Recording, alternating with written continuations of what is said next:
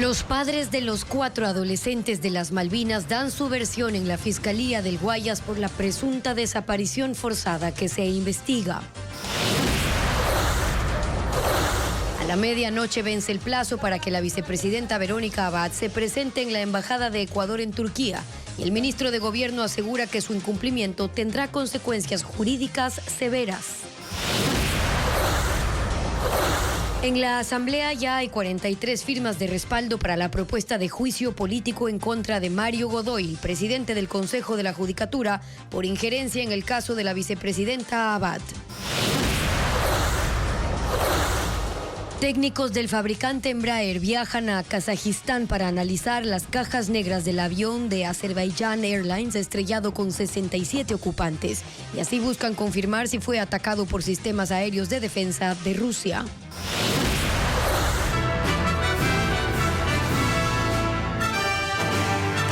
¿Qué tal, amigos? Buenas tardes. Iniciamos con la información este 27 de diciembre del 2024.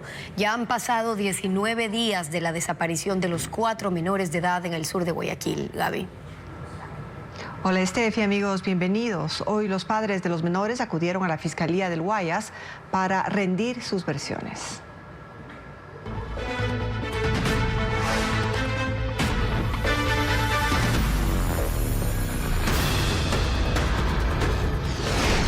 Los 4. ¿Quién los desapareció?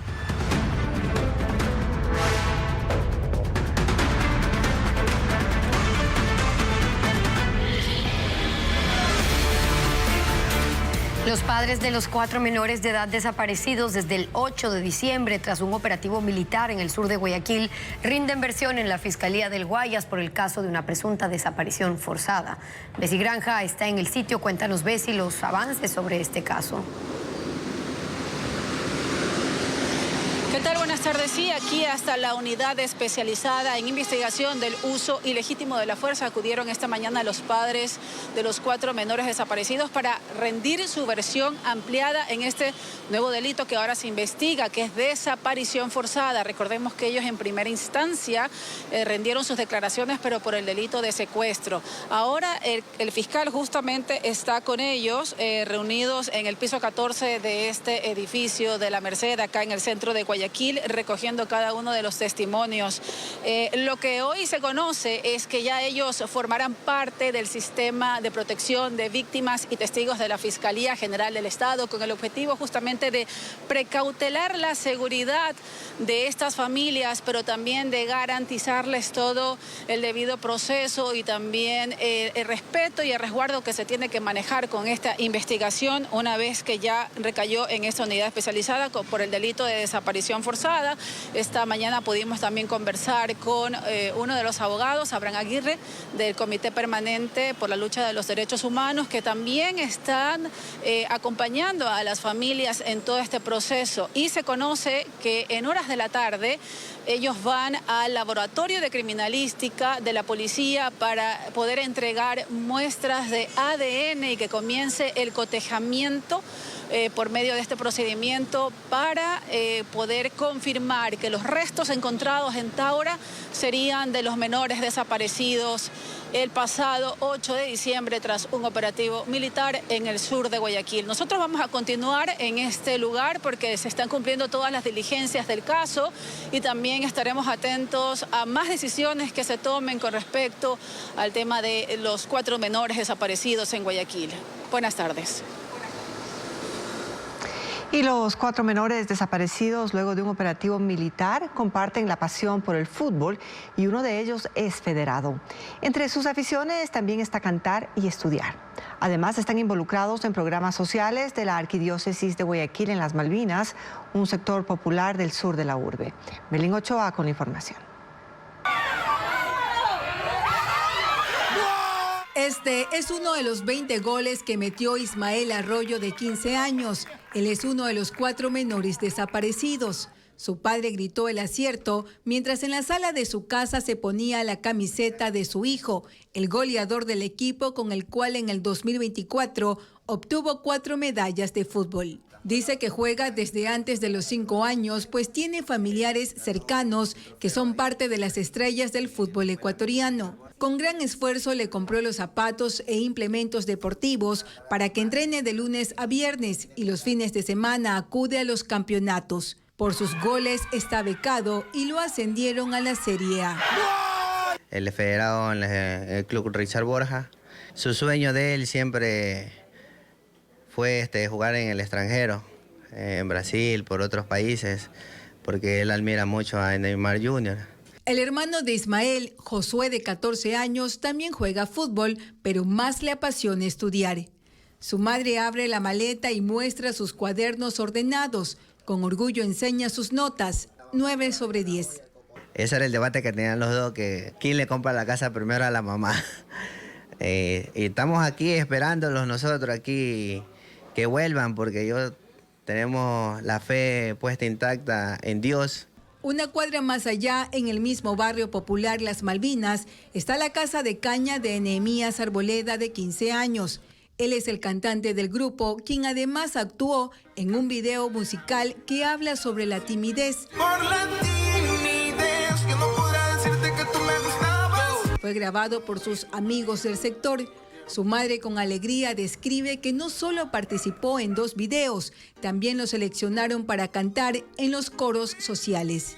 Él canta en el baño, canta en todas partes, él solo vive cantando, sí, sonriendo, tiene una muy linda sonrisa. El más pequeño, Steven Medina, un niño de 11 años, es parte de la Fundación Nueva Vida de la Arquidiócesis de Guayaquil.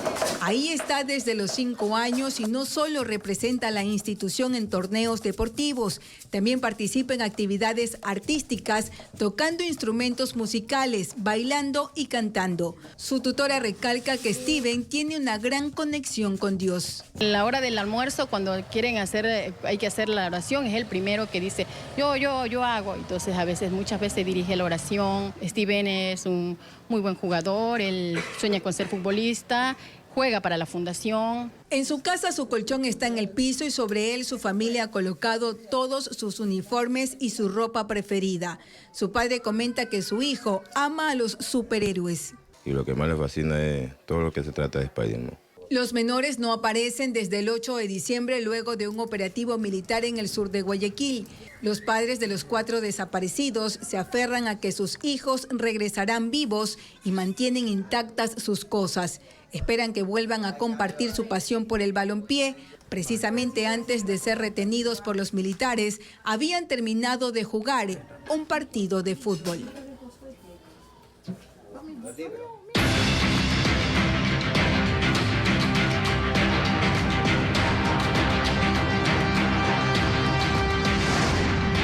Noboa Abad, el lío por el encargo. La vicepresidenta Verónica Abad no viajó a Turquía este viernes como dispuso vía decreto el presidente Daniel Noboa. El ministro de Gobierno, José de la Gasca, anunció que podría caer en una situación severa de incumplimiento. Fabiola Santana sigue el tema. La vicepresidenta Verónica Abad debía presentarse hoy en Turquía, pero no viajó. El lunes, cuando la jueza Nubia Vera dejó sin efecto su suspensión de 150 días sin remuneración, el presidente Daniel Noboa la nombró consejera temporal y dispuso su traslado hasta hoy. Sus abogados justifican su decisión con la misma sentencia de la jueza que ubica a la mandataria bajo el régimen de la Ley Orgánica de Servicio Exterior. El artículo 123 de esa ley establece que, dentro de los 30 días subsiguientes al recibo de la orden de rotación o traslado, el funcionario deberá viajar a la sede de su nuevo cargo. Los juristas recuerdan que los decretos no están por encima de la ley y ahora están a la expectativa de la respuesta de la Cancillería para continuar con la defensa.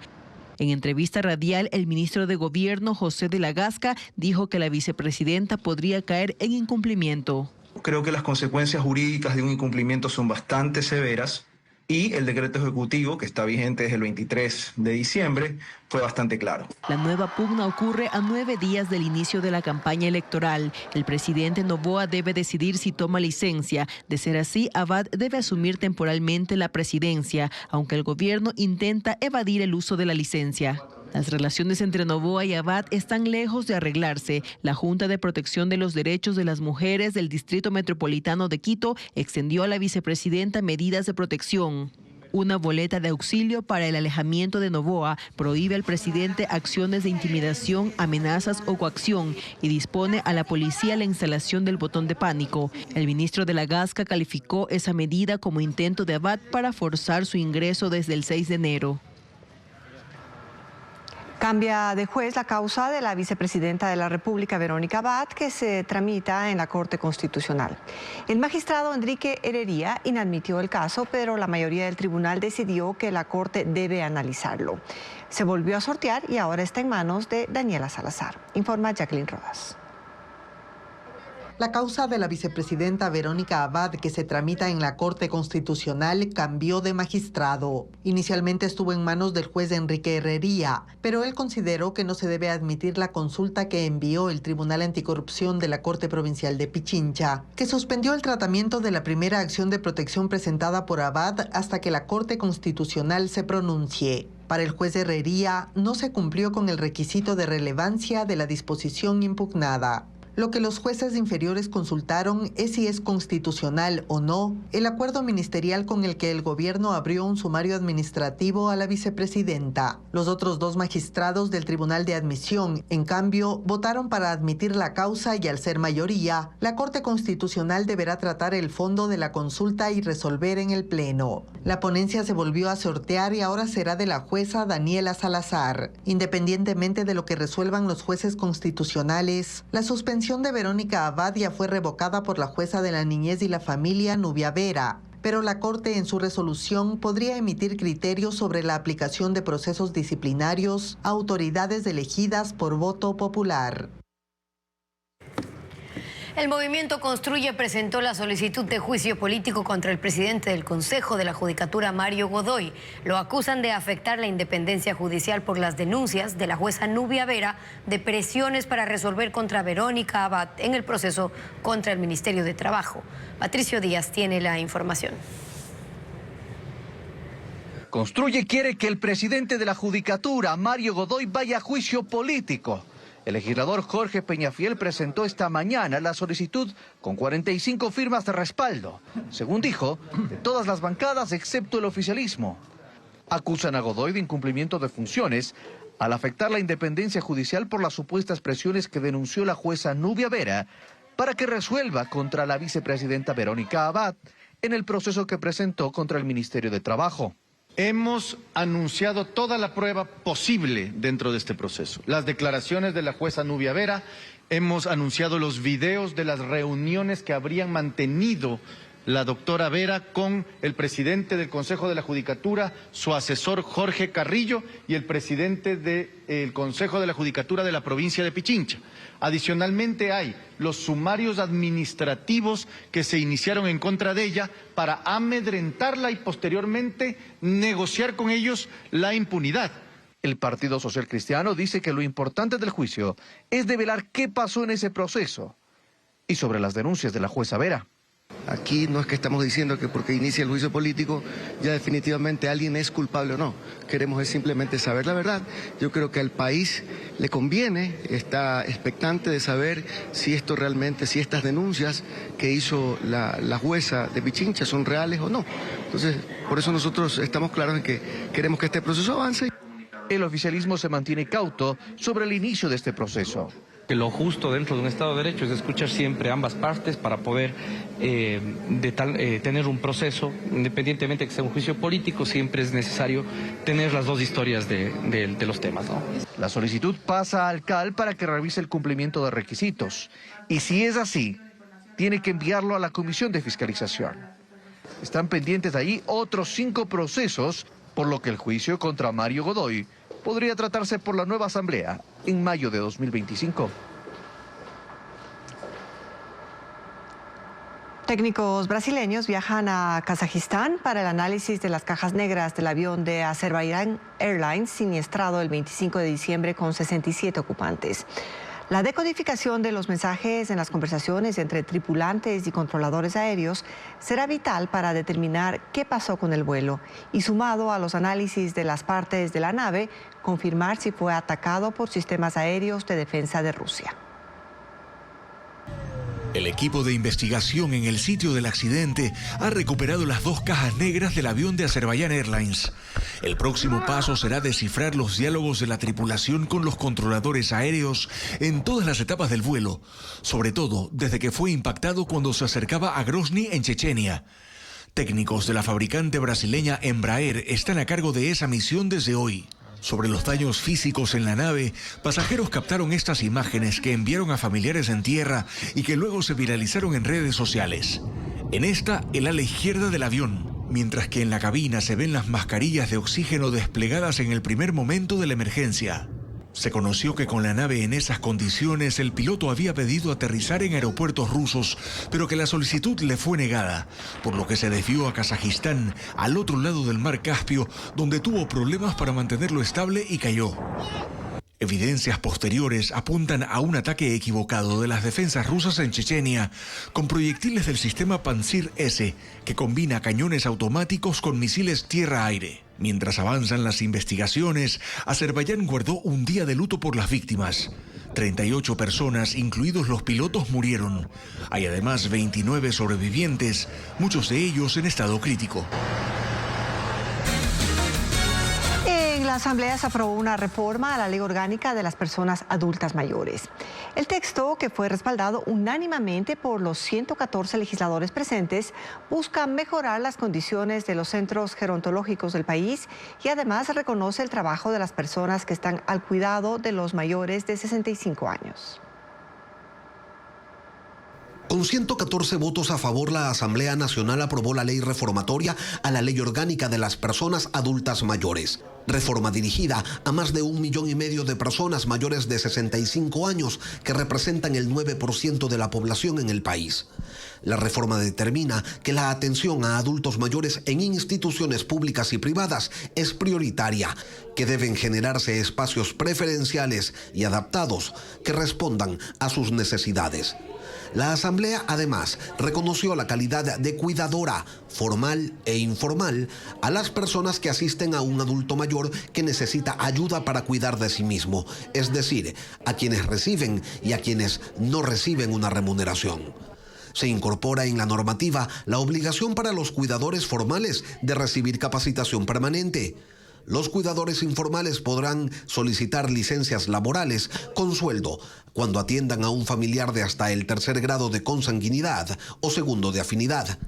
La ley señala además que la familia del adulto mayor tiene la corresponsabilidad de cuidar su integridad física, mental y emocional. Son responsables primarios de los cuidados relativos a la salud, vida social, trámites y traslados de quien esté alojado en un centro gerontológico, sus hijos, nietos, cónyuges, tutores y apoderados. La norma aborda el ámbito del cuidado a los adultos mayores, sin embargo no atiende otros aspectos como el señalado por la Organización Internacional de Trabajo, que en un informe indicó que en Ecuador el 44% de adultos mayores no reciben ingresos por trabajo ni una pensión de vejez, lo que motiva su inserción en el sector informal. El presidente de la República tiene 30 días para sancionar lo aprobado en su calidad de colegislador. El Pleno de la Asamblea realiza el juicio político contra el consejero de Participación Ciudadana Juan Esteban Guarderas. El correísmo lo acusa de incumplimiento de funciones, buscan su destitución. Patricio Díaz se encuentra en el Palacio Legislativo. Patricio, ¿hay los votos necesarios para su censura? Y salí yo inocente en primera instancia. Estefi, en estos momentos los únicos votos seguros son los del correísmo que van por la censura del consejero Guarderas y ADN, que de alguna forma ha dado a entender que no apoyaría la destitución del funcionario. El resto de bancadas han anunciado que tomarán la decisión después de escuchar tanto a la interpelante como a el interpelado, que en estos momentos precisamente está interviniendo en la parte de su defensa. Ya hace pocos instantes, la interpelante Ana Herrera del correísmo hizo su exposición mostrando la denuncia contra Guarderas por incumplimiento de funciones. Ella lo acusa de haber violado la reserva de una denuncia presentada ante el Consejo de Participación Ciudadana. También dice que cayó en un presunto tráfico de influencias, en violación de la independencia judicial y en falsificación de firma. Esas son las acusaciones del correísmo contra Juan Esteban Guarderas. Él, en cambio, en esta defensa ha dicho que en la Comisión de Fiscalización se vulneraron algunos de sus derechos y no se le permitió algunos mecanismos para poder defenderse. Pero lo que sí ha insistido es en denunciar o acusar al correísmo de que su interés es tener una nueva mayoría en el Consejo de Participación Ciudadana, pues con su censura, dice, lo reemplazaría Eduardo Franco, cercano a la Revolución Ciudadana. Todavía falta parte del proceso. Después de la intervención de Juan Esteban Guarderas, vendrá nuevamente la interpelante en una réplica, cerrará su defensa luego Juan Esteban Guarderas por 2 horas y posteriormente vendrá el debate y la decisión de la Asamblea. Para una censura se requieren 70 votos y es lo que aspira la Revolución Ciudadana a alcanzar en este proceso de juicio político contra Juan Esteban Guarderas, consejero de Participación Ciudadana. Los industriales tendrán electricidad desde el miércoles 1 de enero. En un comunicado del Ministerio de Energía y Minas se anunció que Ecuador retomará la normalidad y el suministro será continuo para todos los sectores. Según la cartera de Estado, el déficit del sistema energético nacional está cubierto. El régimen había previsto racionamientos de energía para las 7 empresas más grandes del país entre el 15 de diciembre del 2024 y el 5 de enero de 2025. Los equipos complementarios para poner a funcionar los generadores que se instalaron en el Salitral están camino al Ecuador. Francisco Garcés informa que con esos equipos empezarán las pruebas de funcionamiento. Los transformadores y otros equipos complementarios para poner a funcionar los 23 generadores instalados en el Salitral, en Guayaquil, están en camino al Ecuador y llegarán hasta mediados de enero. Así informó la ministra encargada de Energía, Inés Manzano, quien dio a conocer que una parte de esos equipos llegarán el 11 de enero y el resto el 14 de enero. Las principales piezas son los transformadores, algunos fabricados en China y otros en Estados Unidos. Según Manzano, una vez instalados se iniciarán las pruebas de los generadores que consistirán en arrancarlos e ir subiendo su potencia hasta que alcancen su capacidad máxima. Esas pruebas durarán al menos una semana y solo después los 23 generadores podrán entregar los 80 megavatios de su capacidad total. Según los planes del ministerio, eso sucederá recién en febrero. Pero aún así el contrato no estará completo. Falta la entrega de otros 6 generadores con los que se completarán los 100 megavatios. Progen informó que también están en viaje al Ecuador los equipos complementarios para el funcionamiento de otros 20 generadores comprados y que deberán ser instalados en Quevedo. Según la empresa, muestra así su voluntad para cumplir con ese contrato. Pero antes de enviar los generadores, exige que SELEC firme una adenda al contrato original en la que se acepte la prórroga de 50 días solicitada por Progen para cumplir con el contrato que originalmente establecía un plazo de entrega hasta el 5 de noviembre. La empresa dialoga con el Ministerio de Energía para llegar a un acuerdo antes de embarcar esos equipos desde Estados Unidos. Nueva crisis política en Corea del Sur. El parlamento de mayoría opositora destituyó al presidente interino Han Duck-soo, acusado de complicidad con el también expresidente Yoon Suk-yeol, quien decretó ley marcial el 3 de diciembre intentando dar un golpe de Estado.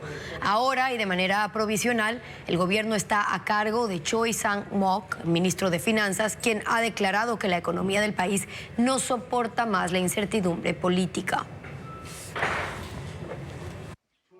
El presidente de Alemania, Frank-Walter Steinmeier, disolvió el Parlamento y convocó a elecciones anticipadas para el 23 de febrero, 7 meses antes de lo programado. Una decisión que se produce tras el colapso de la coalición legislativa que apoyaba la gestión del canciller Olaf Scholz, quien de cualquier manera buscará la reelección a pesar de que su partido ha perdido popularidad. La campaña para los comicios de febrero ha empezado y los temas claves tienen que ver con la inmigración, la recuperación económica y la continuidad del apoyo a Ucrania en la guerra con Rusia. El sureste de Texas fue azotado por múltiples tornados y tormentas que provocaron daños en residencias y obligaron a los habitantes a buscar refugio. También hubo aguaceros y caída de granizo que causaron la suspensión de vuelos. El sureste de Texas, en los Estados Unidos, sufrió los embates del clima extremo por la llegada de tormentas que trajeron múltiples tornados. Algo inusual en esta época del año. El primer torbellino se registró en la ciudad de El Campo, condado de Wharton. Usuarios en redes sociales grabaron este fenómeno que fue visto desde carreteras y otros espacios abiertos. Eventos similares fueron captados en los condados de Liberty y Harris. Muchas personas buscaron refugio en sótanos o dentro de los baños. También hubo lluvias intensas, caída de granizo, vientos y relámpagos. Los vientos dañaron techos, derribaron árboles y volcaron vehículos. El mal tiempo obligó a que más de 100 vuelos fueran retrasados y otros 24 cancelados en el aeropuerto de Dallas-Fort Worth. También se registraron retrasos relacionados con las tormentas eléctricas en el aeródromo Love Field de la misma ciudad y en el George Bush de Houston. La NASA compartió una imagen que asemeja a un árbol de Navidad en el espacio. Se trata de un cúmulo de estrellas ubicado a unos 2.500 años luz de nuestro planeta, que ha sido denominado como cúmulo NGC 2264. La posición de estas estrellas evocan a la forma de un árbol de Navidad. La conjunción de los puntos brillantes varían de color, desde tonos azules y blancos, y el gas que le rodea provoca un tono verde que asemejan las ramas de un pino.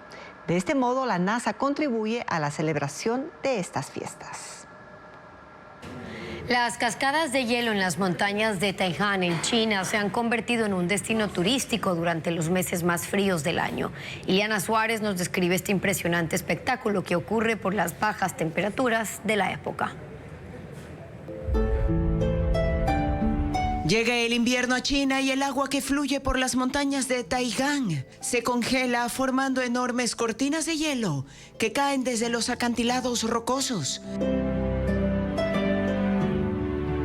Este fenómeno ocurre en la provincia de Shanxi, en el norte de China, debido a las bajas temperaturas propias de la época invernal. La nieve forma un ambiente mágico que atrae a miles de turistas para admirar el esplendor de estas formaciones naturales. Se organizan paseos en bote y por rutas de senderismo, hasta llegar a miradores para disfrutar de las vistas panorámicas que ofrecen las cascadas congeladas. El acceso a este lugar es relativamente fácil para los turistas, ya que hay caminos señalizados y áreas específicas habilitadas para la observación. Las cascadas de hielo en las montañas de Taihan son un símbolo de la fuerza y belleza de la naturaleza en China. A solo 40 minutos de Quito se encuentra un tesoro natural. La reserva Yanacocha guarda consigo especies de aves y plantas únicas. Además, es una fuente de agua para Quito. El equipo de Ecuaterra se trasladó al sitio. Carla Delgado tiene los detalles.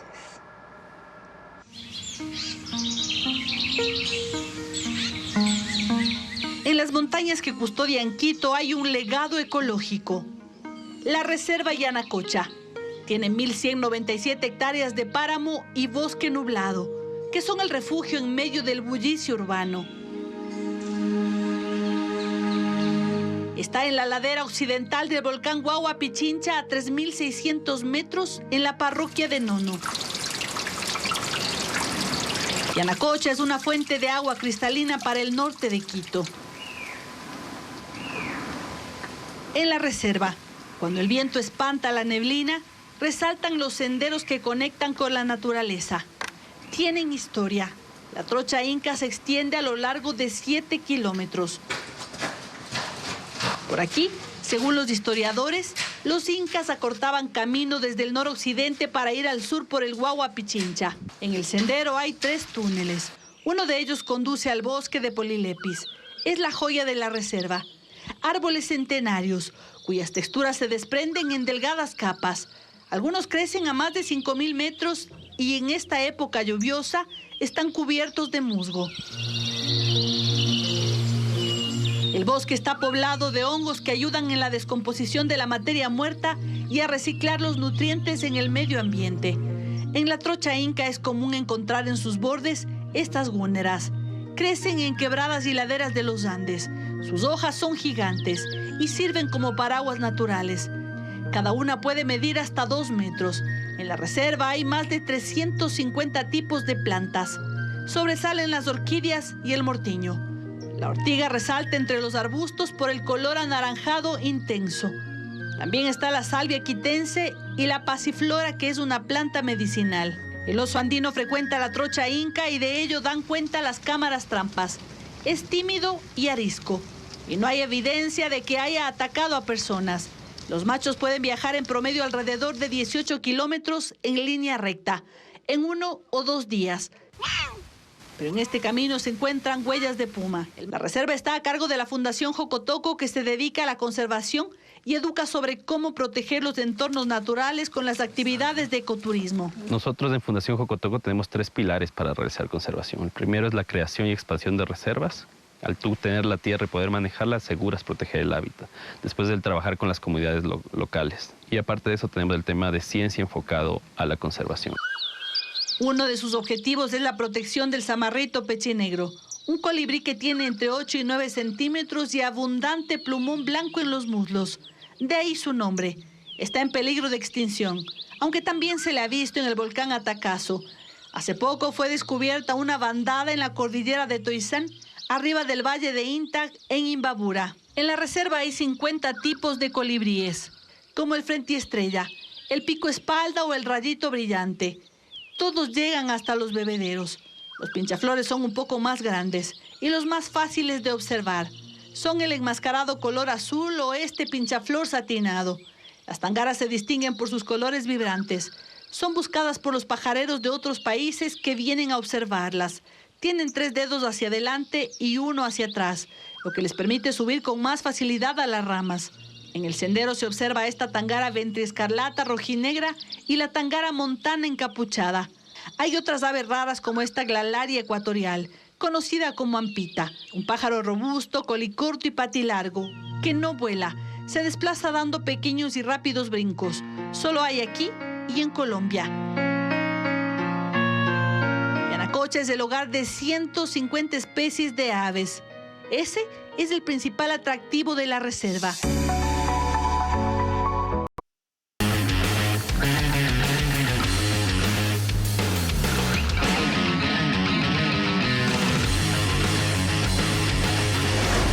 ...2025...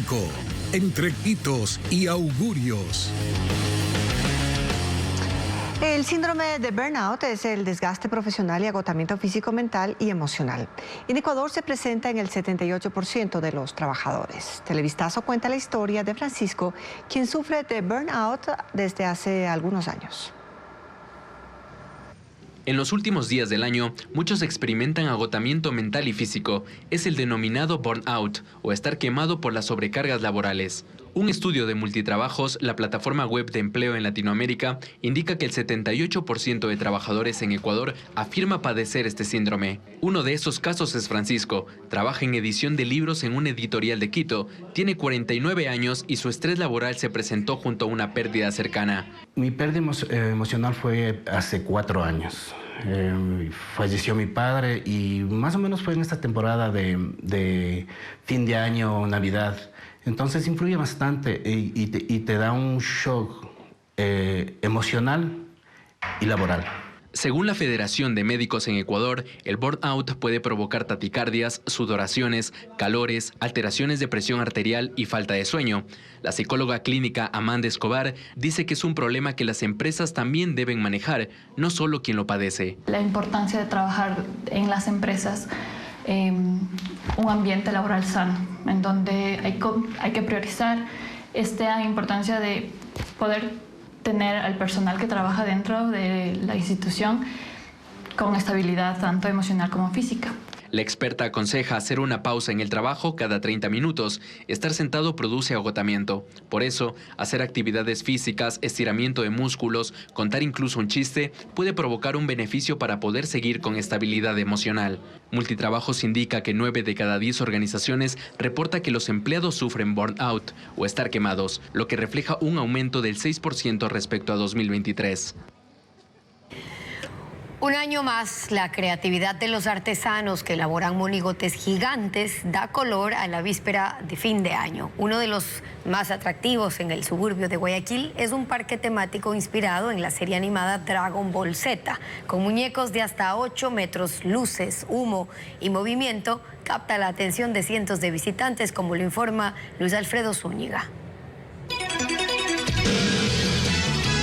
Una imponente figura humeante del personaje Shenlong, de 8 metros de altura, se asienta en las calles del suburbio de Guayaquil. Y este es solo el principio. José Luis Morales, de 31 años, dejó volar su creatividad. No solo creó un monigote gigante, sino todo un parque temático en homenaje a la serie japonesa animada Dragon Ball Z. Son 64 metros cuadrados para recorrer y revivir la infancia de muchos de quienes lo visitan. Vienen con ropa, vienen personas tatuadas de los personajes y lloran, hay personas que lloran. Este diciembre las calles Francisco Segura y la 18 reciben a diario cientos de personas que hacen fila para entrar. El personaje más visitado es Goku, que está dentro de una cápsula de recuperación, tal como ocurre en la serie, y tiene 4.5 metros de alto. Su hijo Gohan también aparece, al igual que Piccolo, Bulma y Vegeta. Se suma una recreación del torneo de artes marciales, sitio emblemático en la serie, al igual que la Corporación Cápsula y Kame House. Con colores vivos, luces y música, completan la experiencia. Diseñar y construir este parque temático tomó 5 meses y la colaboración de 6 personas. Hubo un tiempito que paramos la mano 2 semanas y media por el tema de la energía, ya no íbamos a hacer y el barrio nos apoyó. Sacaban carros, nos alumbraban, sacaban baterías, transformadores de energía para poder nosotros trabajar y terminarlo. Desde lejos se puede observar que este gran monigote tiene mecanismos de movimiento y los más pequeños pueden subirse a su propia nube voladora. Todos quieren tomarse una foto para el recuerdo. Están maravillosos, los invito, vengan, están preciosos. El suburbio de Guayaquil se convierte durante el último mes del año en una galería que no solo exhibe enormes monigotes, sino que expone la creatividad y dedicación de decenas de artesanos que con su experiencia dan vida a esta tradición por las fiestas de Navidad y fin de año.